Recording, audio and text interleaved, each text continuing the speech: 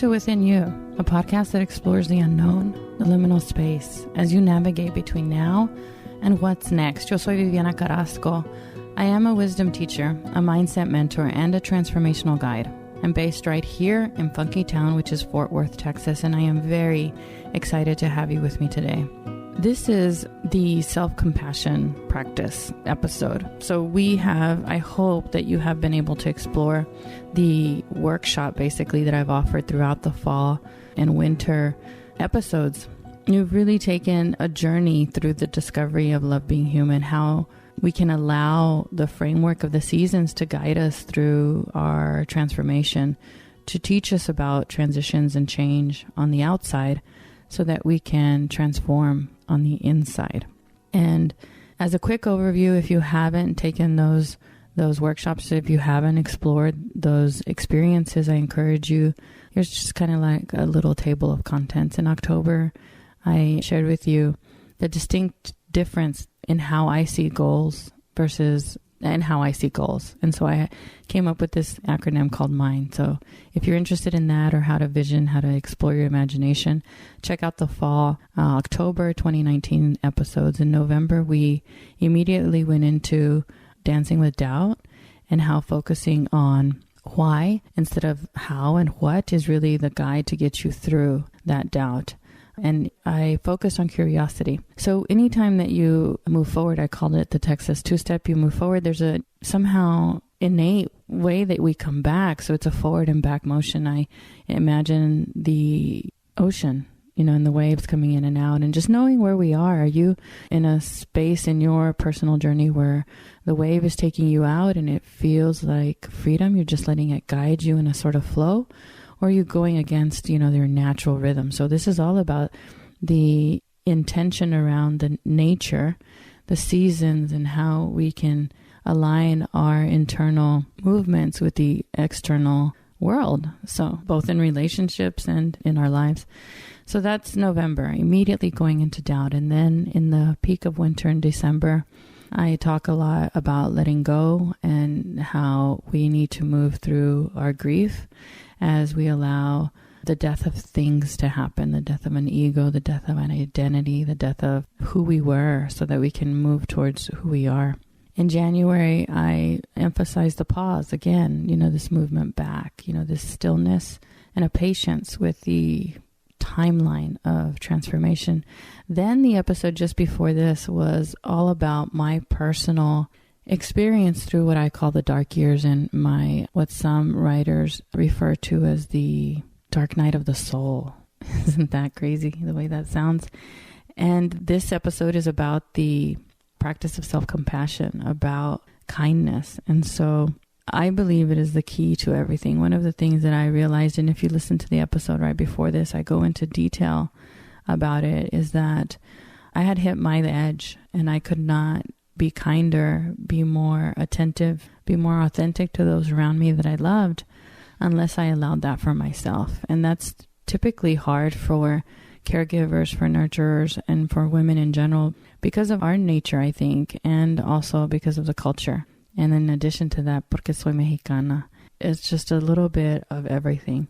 So in February, March, and April, I am offering you practices, my practices, the pinnacle practices, the beginning of practice. If this is not part of your own personal daily experience, or if you are looking to begin a spiritual practice, I recommend that we begin with our breath in January. The breath is where everything, if you look at lots of teachers, lots of traditions, there is something there. So I also began with my breath. It was just innate for me. And then second, it is kindness. It is treating ourselves like a friend. In March, where I focus on growing, I'll talk to the practice of creative expression and my journey through that. And then in April, I'll end with prayer. And if you initially feel a resistance to that, or maybe even a curiosity, I am excited about the way that I'm diving into that. So that is the whole workshop from October through April as a guide through the seasons. So this practice is I want to do a little bit of background on practices. I see them as sacred rituals of being human. They are because we're human. I mean, we need ritual. We need some form of structure. Like, we need to feel safe. And when we're moving through change, or when there's change outside of us happening, this can offer us that feeling of safety and that feeling of comfort. So I see practice as any act that we habitually enter into with our whole heart. And it takes us to a deeper place. It can be anything: gardening, walking, painting, dancing. I've just initially given you sort of the foundational practices that I believe in. So we're going to start with self-compassion. And self-compassion, a lot of these words, when I first began to explore this, like, I could say the word, I could read the definition, but I really did not understand the experience, the intention, the truth of what it meant. And self-compassion is learning to be a good friend to ourselves when we need it the most. I wasn't that. And I think by our nature, we have to learn to be that. I don't know. For me, I always felt that if I had motivated myself better when I was being mean, when I was being critical. And that's actually not what the research shows and not what I believe anymore. So we need to become an inner ally to ourselves instead of an inner enemy. So it can be as simple as acknowledging our pain, the fact that we're struggling or suffering, and here's the beauty of it, responding to ourselves with some kindness or with some support. So Kristin Neff is the world's top researcher on self-compassion. And so she talks about the 3 elements of self-compassion. And you can imagine these as 3 interlocking circles. The first one is self-kindness, and that is really being loving to ourselves, actively soothing ourselves, comforting ourselves. I do that sometimes with physical touch, and also go through 3 practices as we go through this episode. The second circle that Kristin Neff talks about is presence, and that is really an awareness of the experience in a clear and balanced manner. So that is presence. That is without illusion. That is just clarity of what is happening without the narrative, without the meaning making that our mind typically takes us through.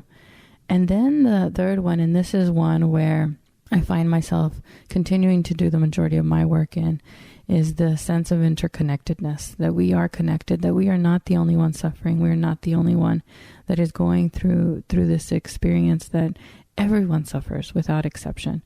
And so, again, these are the 3 circles of Kristin Neff's research: allowing thoughts with awareness, having a presence, wholeness, clarity around it, being loving, soothing, and comforting ourselves, and then feeling connected.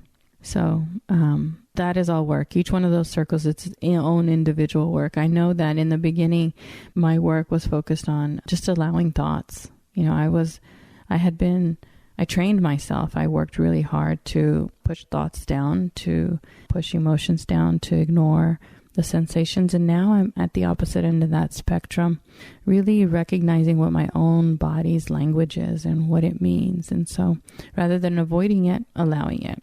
So the next half of this, and the next portion of this episode, before I go into the practice, I really wanted to talk a little bit about the research, not to convince you, but just to kind of bring an awareness around it. I don't know. I have this dual mindset, one in being critical of words and the other of just really seeing what resonates. So I invite you to do the same. Just listen with curiosity and see what sort of speaks to you, and then maybe dive deeper into that.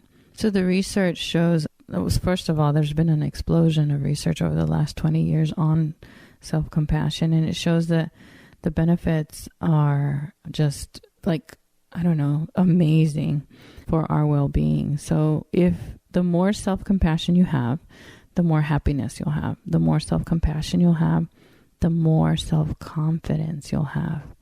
That's one that was tricky for me because, again, like I said, I was on the opposite end of that. The more self-compassion you'll have, the more resilience you'll have. And that means being able to cope with stressful life events. And everyone has them, and they'll always be there, and they'll never go away. So I don't know, I'm like shrugging my shoulders. It is what it is kind of thing. So the more self-compassion you have, the better your relationships will be. The more self-compassion you have, the more motivated you will be. The more self-compassion you have, the more life satisfaction you have. Here's the opposite end of that spectrum. The more self-compassion you have, the less anxiety you'll have. The more self-compassion you have, the less stress and depression you'll have. The more self-compassion you have, the less shame you'll feel. So that's what the research shows. But again, test it against your own body signals, your own beliefs, just kind of visit with it. Because I used to be so self-critical, and because my hunch is you probably are too, I am recognizing I guess I'll call them consistencies between myself and you. Whether you are a current student and within university, current or former client in coaching, or just a fan and supporter in whatever ways that I push out media like the podcast. There are places where we are alike, and this is more than likely one of them. So I want to dive a little bit into self-criticism and share with you that according to the research, it activates the threat defense. And we are not as powerful in our threat defense as we are in our care system. So self-criticism, the threat defense evolved to release cortisol and adrenaline so that we can either fight, flee, or freeze. It works really well with physical threats, right? Outside threats. I'm imagining on a recent mountain bike downhill, I stepped down to catch myself and, was leaning over this ledge.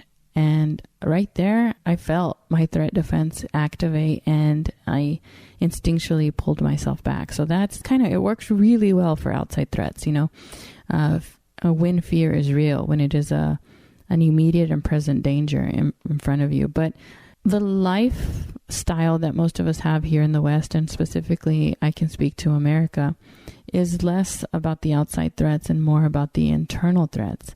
So we now are really facing threats to our self-image, threats to our self-concept, and that's where it doesn't work as well, right? Because who are you going to fight? You're going to fight yourself. You're going to flee from yourself. You're going to freeze against yourself, isolate yourself, so just recognizing that this defense mechanism was set up for outside threats, but the majority of our threats really come to ourself, are against who we think we are and what we think other people think we are. So this is where self-compassion becomes critical, because self-compassion activates the care system, and the care system is really, really, really what gives us that power, the difference between force and power. So what I wanted to guide you through is 3 different practices. And I'm going to slow myself down a little bit because this is exciting for me. The first one is soothing touch. It's a somatic practice. It's a physical practice. It's a way that you may already soothe yourself that you don't recognize. So I just want to bring your awareness to it as a self-compassion practice so that you can do it maybe with more intention or even more regularly. So you may pet a dog. You may, when a cat lets you, pet a cat. You don't pet a cat, but I've learned that recently. So there are some somatic or physical ways that you soothe yourself. I enjoy soothing myself with a warm bath. It's a spiritual practice for me. So this is the first practice that I'd like to bring your attention to. You may start with a question like, what touch do I need to feel safe and comforted right now? I recognize in this moment right now, my hands are palmed down on top of my thighs, and that is soothing touch. That is a way for me to connect to myself, to give myself what I need to feel safe. Because anytime that I approach the mic, I recognize sort of the nervousness around what am I going to say and what are you going to think about what I said? And this is a way for me to give myself what I need so that I can be here more fully present and aware of this experience instead of what my mind may move me towards because of that, threat against self-image or self-concept. So if you'd like to experience this soothing touch practice, I invite you to put your hand over your heart, one hand over your heart, one hand over your belly, and just allow yourself to receive love from Source, from God in whatever name you call her. Experience that. Like go through the 3 circles in Kristen Neff. Like, what is the thoughts that are coming up? What are the emotions and sensations? Where is your presence here? And then you're actively soothing yourself with the touch. Maybe feeling the interconnectedness as your hand over your heart and one hand over your belly form a closed loop or a circle, which is sacred. I invite you to push pause here and maybe experience that in more depth. And the practice that I mentioned that I just go to naturally when I need to soothe myself with my hands resting in my lap. I shared with you that in this instance, my hands were palm down, but another way for you to experience this soothing touch is with palms up.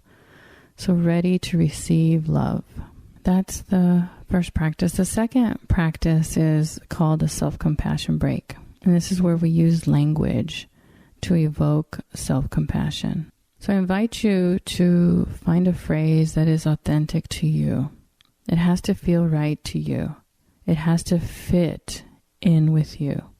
You'll know when something fits. And this is the key to any personal practice, any spiritual practice, any discovery practice. Like there's so many, there are a myriad of them, millions of ways to journey and to become more aware.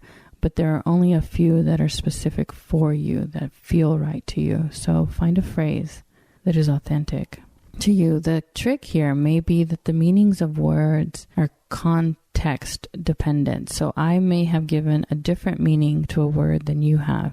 So pay attention to the words that you use. So during a moment of suffering or pain, you say something to yourself. It can be as simple as acknowledging or naming what's happening. Like if I stub my toe, I might say, ouch. That is a self-compassion break. If I stub my toe and then I say, oh, this hurts, that is a self-compassion break because you are allowing the thoughts and emotions and sensations that are happening without resistance. I've actually seen my grandmother when she has pain in her knee, like she's hit it before. That's not a self-compassion break. You know, she's a tough cookie. I love her so much. So just acknowledging that you are moving through suffering and pain with naming it. It's that simple, right? Doesn't mean it's easy, but it is simple if you allow it to be. If it feels difficult to maybe find your own words, then I invite you to consider what you would say to your dearest, bestest friend, to someone that you wholeheartedly love and adore, someone who is very important to you. What would you say to them? Just consider that. And then turn that back to yourself. If finding words to comfort yourself are difficult, think of a person that you love. And then finally, I want to share these words. These are my favorite words. When I sort of probably at the edge, like not like stub the toe, but oh my God, the world is ending. I remember Julian of Norwich, a Christian mystic who wrote Revelations of Divine Love. She's actually the first woman who wrote a book in English. And I thought that was cool to know. So a format, not the actual way that she wrote it, but the words that I use for my own self-compassion break are, all is well and all will be well. So find some language that will evoke self-compassion for you that feels right. And again, for me, just almost meditative when I think of her words, all is well and all will be well. If it's not well, it's not done.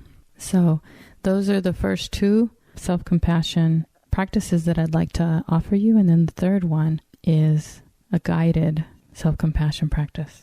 This third practice is from the Mindful Self-Compassion Workbook. It is self-compassion for caregivers. I offered this practice in person to a group of mothers with children with special needs. And it was very powerful. All mothers with children feel the tension between the caregiving they give and the care that they need to give themselves. So this is the practice that I picked for you.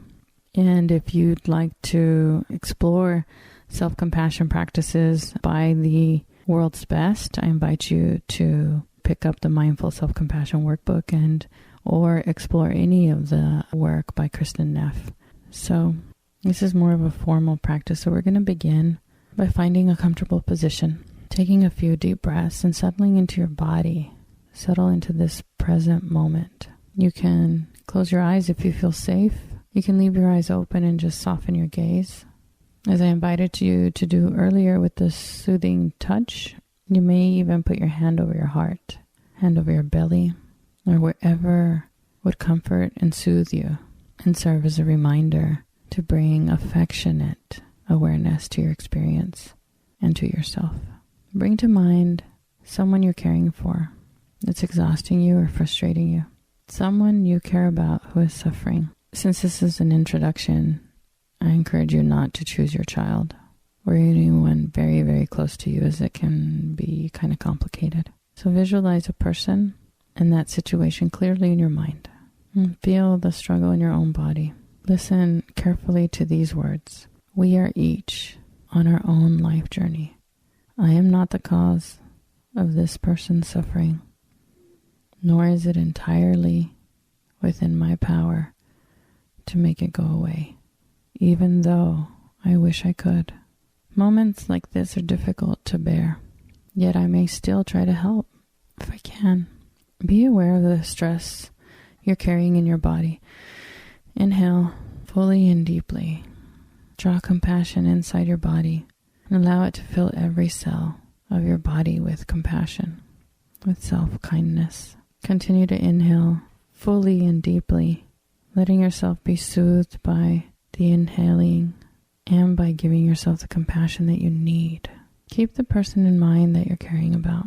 And on your next exhale, send out compassion to that person. Continue breathing compassion in and out, allowing your body to just gradually find a natural breathing rhythm. Allowing your body to breathe itself on the in-breath for self and on the out-breath for the other. One for me, one for you. In for me, out for you. In breath self, out breath other. Inhale for me, exhale for you. And then on occasion, just scan your inner landscape. Look for any distress and respond to that with inhaling compassion for yourself and exhaling compassion for the other. Really linger here. Breathing in for self. Breathing in for self. Breathing in for self. And exhaling for the other. Whatever feels right, just for you. Allowing yourself to float on an entire ocean of compassion. A limitless, boundless ocean that has the capacity to embrace all suffering. Allowing your breath to have a natural rhythm, just the right balance for you. And take these words in once again. We are each on our own life journey.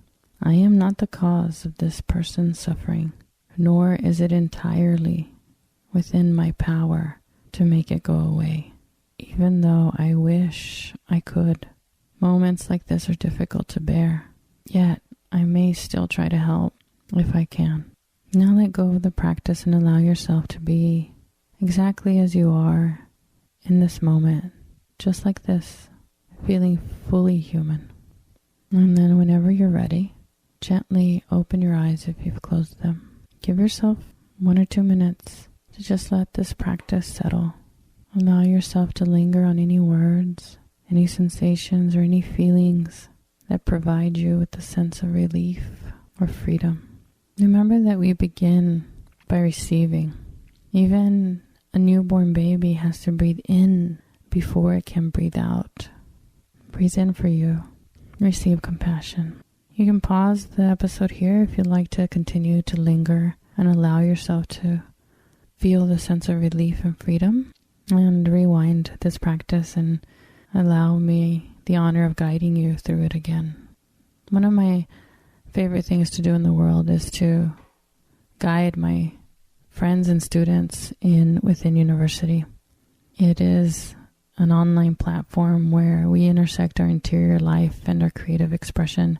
We take learning journeys together, experiences that I custom design for the group. It's a little bit of personal development, spiritual growth, and definitely a shared discovery.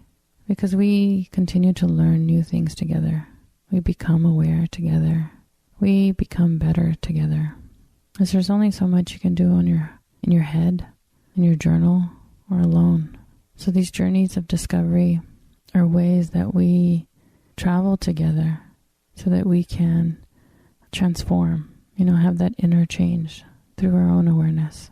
Love Being Human was gifted to me in 2013, and ever since then I've been on a journey to discover what it is. And recently it's really gelled for me, and only through experience, only through the trust of friends, students, and clients who have brought it to life, because it is all about experience, our own experience. We don't learn to swim without getting in the water. We can't learn to ride a bike without actually getting on the bike. So Within University allows us to explore our own self-discovery. We don't know who we are anymore. We don't know who we're becoming. We have no idea what we really want. And that is love. When we know that, when we take time to discover ourselves. Not just navel gazing, but really knowing where are we and where do we want to go outside of the culture, outside of that need to belong, what is drawing us closer to our own truth, because there's no singular truth.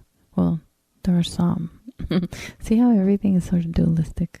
And then being is experiencing an embodied practice like this, but knowing that it is particular to you and to your season and that it can change.